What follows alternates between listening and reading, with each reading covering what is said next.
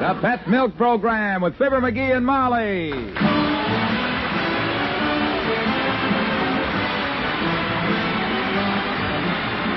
The first evaporated milk, Pet Milk, presents Fibber McGee and Molly with Bill Thompson, Gail Gordon, Dick LeGrand, Cliff Arquette, Tyler McVeigh, and me, Harlow Wilcox. The show is written by Don Quinn and Phil Leslie and directed by Max Hutto with music by the King's Men and Billy Mills Orchestra.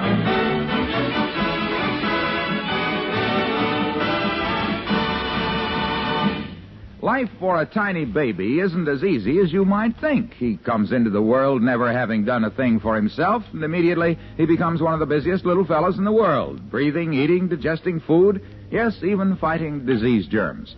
Of course, if the milk the baby gets is pet milk, life is easier than it might otherwise be. For example, a baby doesn't have to work hard to digest pet milk because pet milk is always easy for babies to digest. And you needn't be concerned about the danger of germs, because pet milk is as free from harmful germs as if there were no such thing in the world. This safe, easy-to-digest milk also has the whole milk minerals and vitamin D a baby must have to build sound teeth and bones and to make sure, steady growth. Yes, life for a tiny baby is easier and safer with pet evaporated milk. Ask your doctor about pet milk, the first evaporated milk, the first food for millions of babies.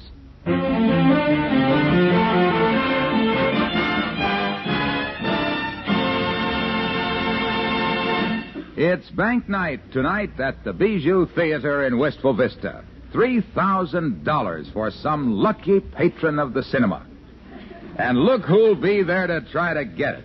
Yes, our own Jerry and Jenny at the Rat Hole, Fibber McGee and Molly.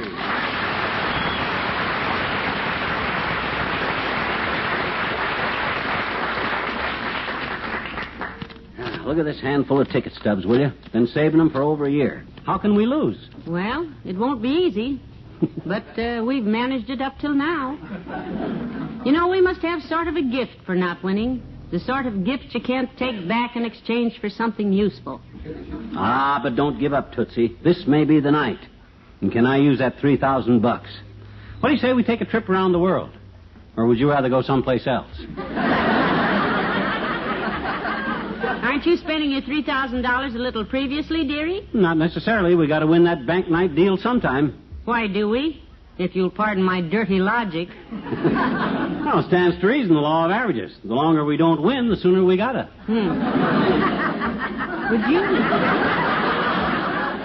Would you mind putting that statement on the grease rack and letting Mother have a peek underneath? Well, it's very simple, kiddo. Remember when we drove through Nevada that time and stopped at that plushy hotel where they have the big legal gambling casino in Las Vegas? Yes. Yeah. Yes. Where I asked the man why they called it the flamingo, and he said it was because the flamingo is a bird that sticks its neck out. Yeah. What about it? Well, one of the owners explained the whole thing to me, you see. 1, 2, 3, 4, ABC. Really simplified the whole deal. How did you know he was one of the owners? Well, he must have been. He had a little green apron on that says flamingo on it. So I says to him, Flam, I says, are these games honest?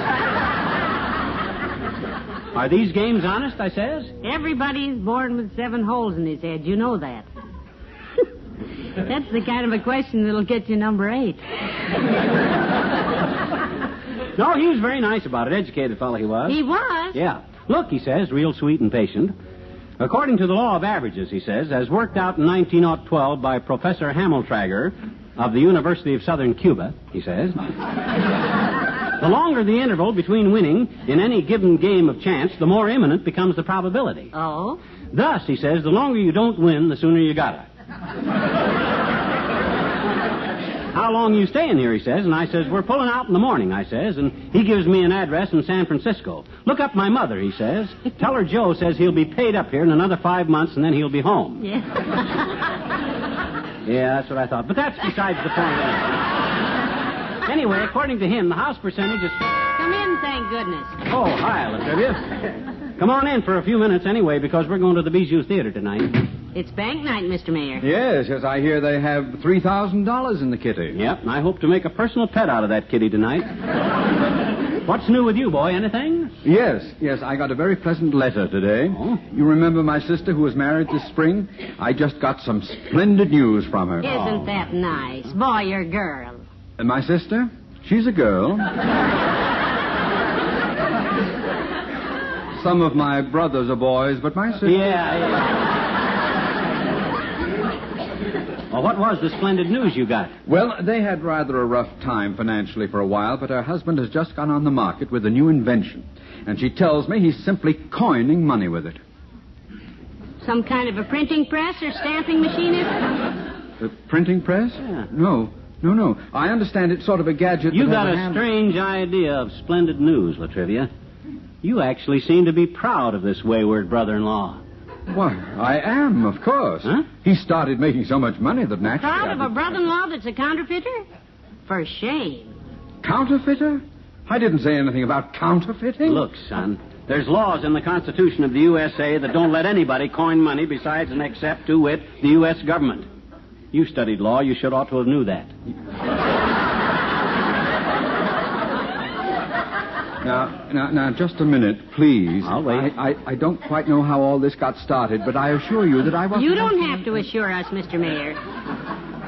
It's the Treasury Department you've got to convince. Remember that movie of the counterfeiter, that Mr. 880? Yeah. They probably got your brother-in-law tagged as 881 right now, Latrivia.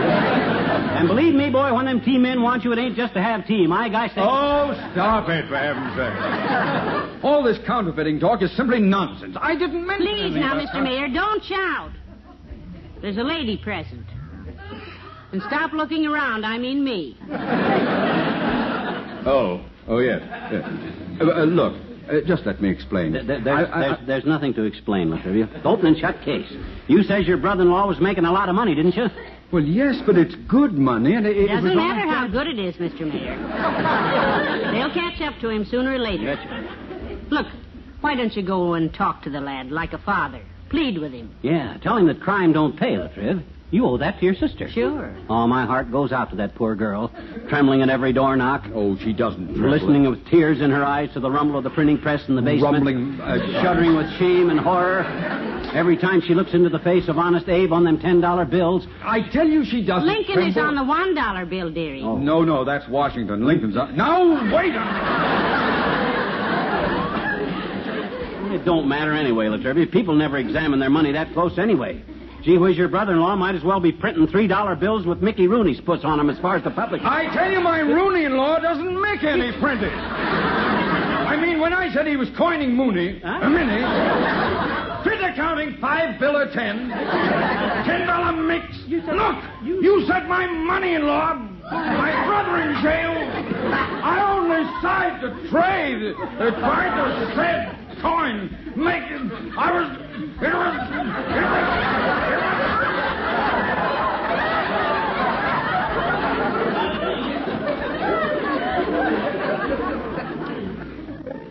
McGee. Yes, boy? Remember that snapshot I took of you out at Dugan's Lake last summer, after the rainstorm? Oh, yes. You standing there in your bathing suit, and the rainbow in the distance? Oh, the picture you wrote on and said, "This must be the pot at the end of it"? That one? What about it, His Honor? Well, I just remembered it was still wet when I got home with it, and I put it in a copy of Life magazine so it wouldn't curl all up. Yes. Now I'm going home and open up the magazine and shake the picture into the fireplace. I want to get you out of my life. Good day.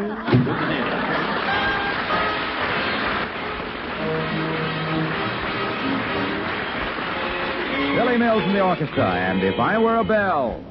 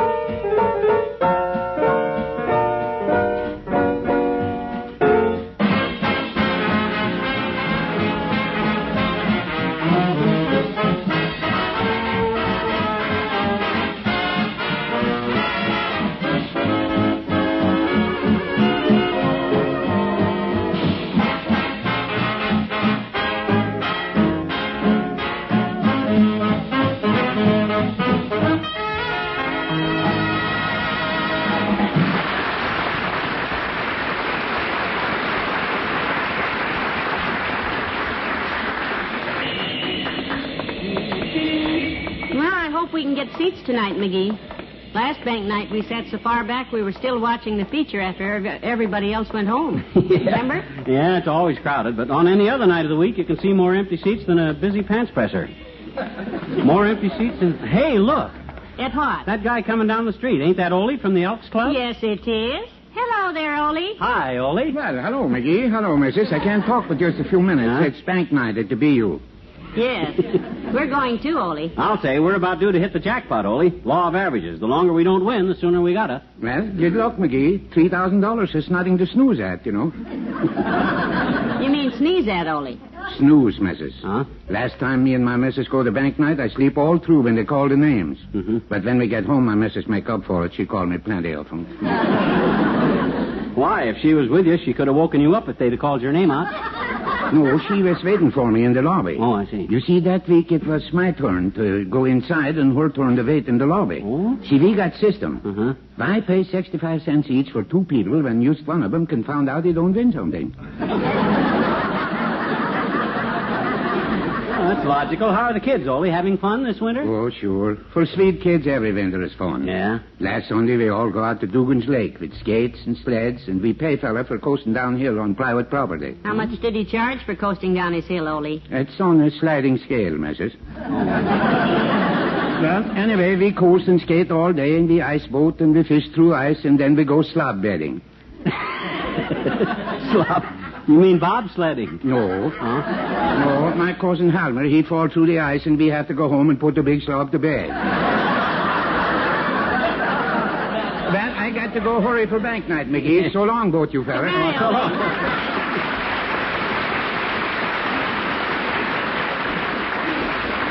Well, we better get going too, McGee. Yeah. Oh, look, there's a lull at the box office. Get your tickets quick. Hurry. Okay, kiddo. Wait till I get my money out. 2 tickets, sis. Adults. I and my wife. Oh, come on, kiddo. Tickets, please. Thank you. McGee, I'm hungry. So before we go in, let's go to the candy counter. Oh, well, will you look at that? Boy, they sure have enlarged the candy counter, haven't they? Just look at that. Steak sandwiches, $1.10. Fish and chips, 95 cents. It's a logical development from popcorn and candy bars, I suppose. Look at the signs. Come early for our special turkey dinner. Yeah. Wide stools for large parties. Unless you're tattooed, you shouldn't see pictures on an empty stomach. Aren't they cute? Yeah. Oh, hello, Mr. Wilcox. Hello, Molly. Hi, pal. Have a stool. Oh, thanks. Hi, Junior. What are you having? Well, I'm having a little chat with the waitress, a long wait for the feature, and a cup of coffee with pet milk in it. What'll you have? Coffee for me. Me, too. A double demitasse and a large cup. Okay. Hey, Margie, 2 cups of coffee for my friends here, and will you slide that pitcher of pet milk down the counter? Thanks.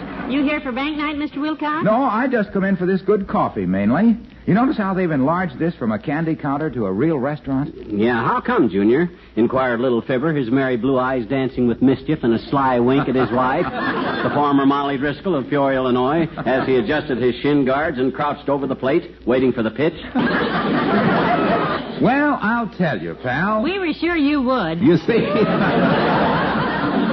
You see, ever since they started serving pet milk with the coffee in here, giving it that rich, mellow flavor and that creamy color, they just had to keep expanding to take care of the trade. It ain't the coffee that makes me expand, it's the food, because I spread all over You see, pet milk is perfect for coffee because it's natural whole milk with half the water taken out and all the cream left in. Oh? And as it costs less generally than bottled milk and less than half as much as coffee cream, the profits to the counter here were so good that they Imagine just a real built it. restaurant in the lobby of a movie theater.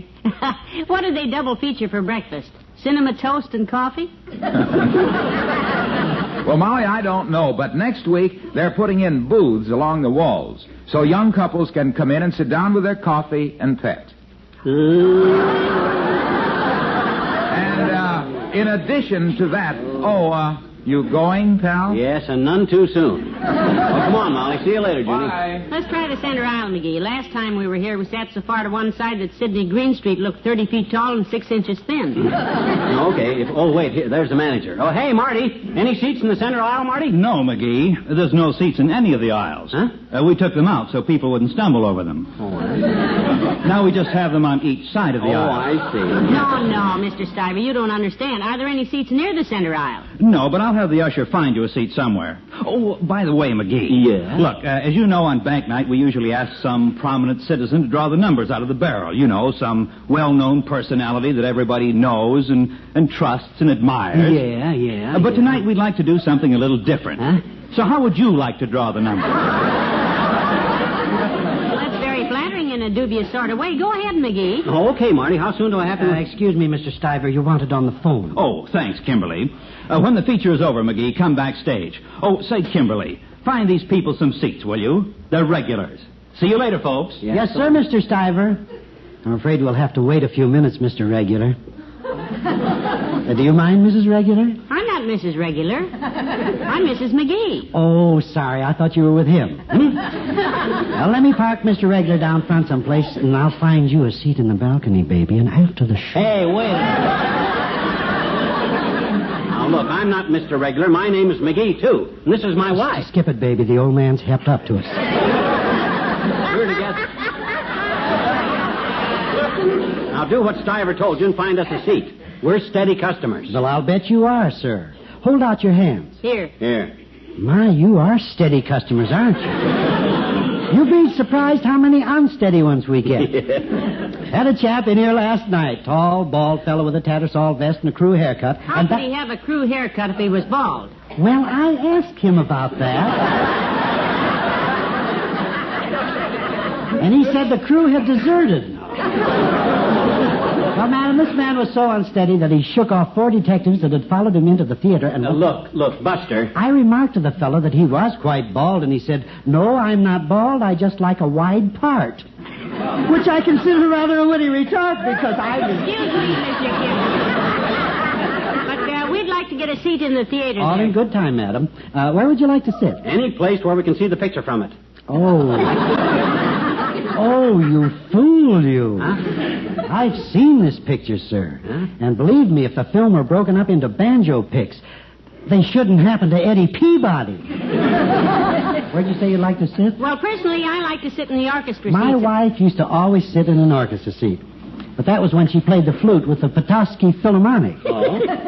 She sat next to a piccolo player named Hines, who had 57 varieties of piccolo. He had a sweet piccolo, mustard piccolo, bread and butter piccolo. Are you going to find us seats or not? Have you got a pair down front? No, but I have an apple backstage. I sort of plan on munching on it after... Wait a minute. Oh, let me take that flashlight a minute, will you? Certainly. Here you are, sir, but I don't think... Here. Come on, kiddo. I'll find us some seats.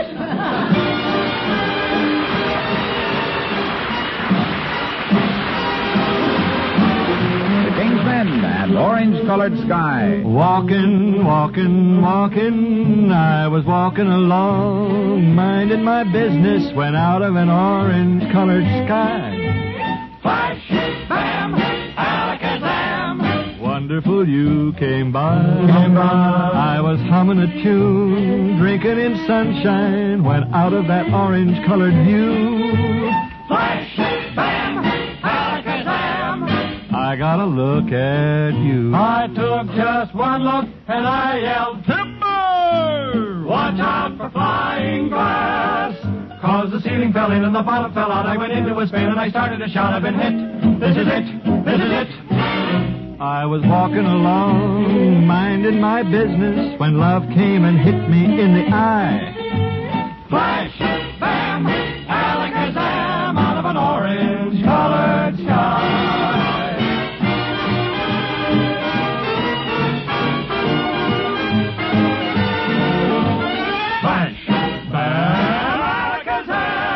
Wonderful you came by. I took just one look. Oh, timber! Watch out for flying glass.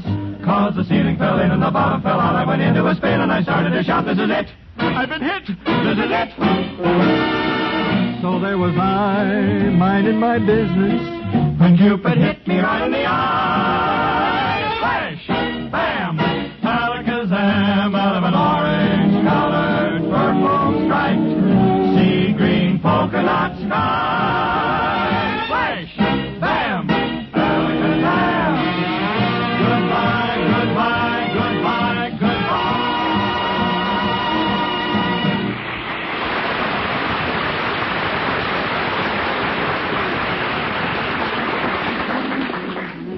My, they show old pictures on bank night, don't they, McGee? Yeah, they do. But that Richard Barthelmess. So handsome. Yeah. I wonder what his voice sounds like. I don't know. I understand that right after this one, he made a talking picture. Well, now that you dragged me all the way backstage, what are we waiting for? Why don't you draw the numbers? Well, I can't till the manager brings the barrel of stubs out on the stage, and he ain't going to bring them out till everybody gets through buying stuff in the lobby. Let me ask the stagehand here what happens when... Hey, Bud. Don't bother me now, son. Hello there, kid. Hello, Mr. Hi, old-timer. What are you doing here? Working, Johnny. Oh? I'm a combination stagehand and razorback. Razorback, what's that? Well, daughter, when somebody lowers the curtain too far, I raise her back to where she belongs. Incidentally, you kids ain't supposed to be backstage here. I'm back here on business, old-timer. Manager asked me to help out in drawing the lucky number. Oh, you the drawer of the lucky bank night number out of the barrel? That's him. In that case, sit down, kid. Thank you very much. Yeah, thanks, old-timer. Here's $50 for you. I learned years ago to always tip the stagehands because that way you ain't so apt to get a sandbag dropped on your bean. Well, thank you, Johnny. That's mighty handsome of you. Last week we had 2 people doing the drawing back here. They only tipped me 15 cents between them. Is that so? Yep. Tightest pair of drawers I ever seen. Here comes the manager with a barrel now. Let me give you a hand there, Mr. Stiver. Hey, Wally, housework. Mr. Stiver's motioning to you, McGee. Go out on the stage. Okay, kid. You wait for me right here. I'll be back. Ladies and gentlemen, as is the custom here at the Bijou Theater, we have asked a prominent citizen to assist with the bank night drawing. And here he is, Mr. Fibber McGee. Thank you. Thank you, everybody. You know, a funny thing happened to me on the way to the theater tonight. I was walking along... Call the number, stupid! Hey, quit the yakking and get with it. Okay. Okay, close your mouth so them gold teeth don't shine in my eyes. Give her a whirl, old-timer. Mix them up good. Here she goes, Johnny. Round and round and round she goes, and where she stops, ouch, my toes. All right, folks, the first number for $3,000. Number 98478923-62190A-A. Roy Arlingfeather, 914 Oak Street. Mr. Arlingfeather in the house? Well, folks, I guess that concludes... No, McGee. Draw another number. Oh, okay. Another number, folks. And here it is. The number is 876503157 Series J. This is held by Mrs. Gloria Zilchprenner of the Rich Vista Hotel. Mrs. Zilchprenner here tonight? Well, I guess that takes care of tonight. Hey, McGee, try one more. Another one? Oh, okay, folks. We'll try it once more. The third number. And the number is 13. And the name is Mr. Harlow Wilcox. Care of the Pet Milk Company, makers of Pet Milk, the first evaporated milk that gives your coffee that creamy color and that mellow taste at 14th and Oak Street's Wistful Vista. Is Mr. Wilcox in the audience? Yeah, here. Thank you, folks. Mr. Wilcox, if you will stop in my office on your way out, I'll give you a check for $3,000.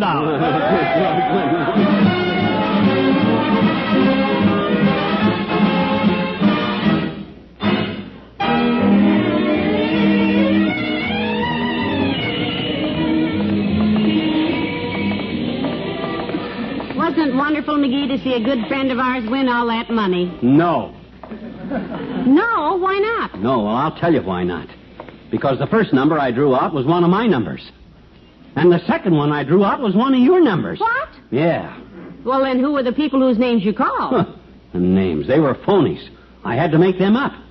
Because with me sticking my hand in that barrel and drawing our own numbers out, they'd have murdered me. Yeah, I guess you're right, dearie. Why, sure. Well, better luck next time. Remember, the longer you don't win, the sooner you got it. You said it.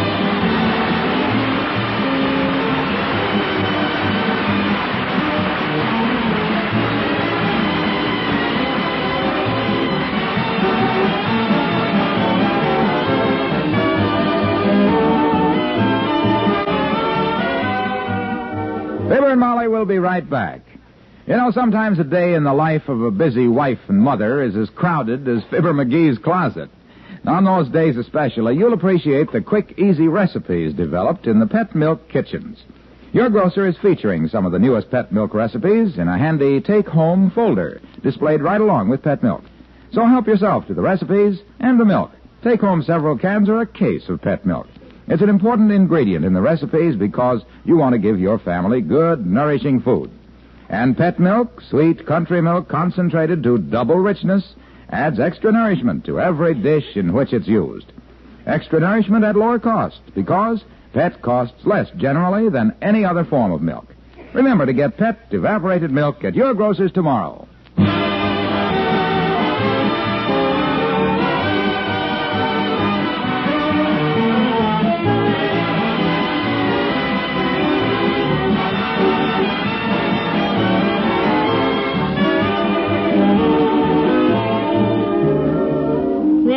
What Mr. Wilcox is going to do with that $3,000 he won. Well, I saw him outside the theater afterwards, and I was going to ask him, but the minute he seen me, he ducked down the alley. Oh? He probably thought I was going to ask him for a loan. Ridiculous. No, he was right. I was going to. You were? Yeah. But the trouble with knowing a guy as well as I know Milky is that he knows me that well, too. Good night. Good night, all.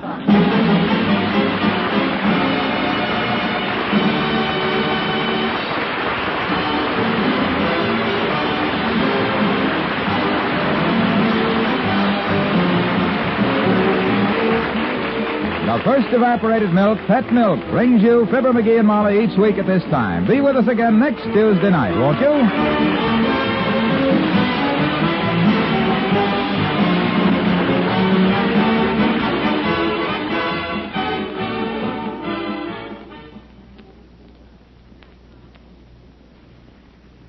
When an old acquaintance promises to show you a way to get rich quick, anything can happen. And Jim Carter meets just such an acquaintance. And young wife Sally puts in many anxious moments in the story of the week on Pet Milk's Mary Lee Taylor program next Saturday morning. Be sure to hear this warm human story about a dream that didn't come true. And don't miss Mary Lee Taylor's famous recipe for creamy mince pie. It's a holiday favorite rated tops by husbands. So tune in for Pet Milk's Mary Lee Taylor next Saturday morning over your NBC station.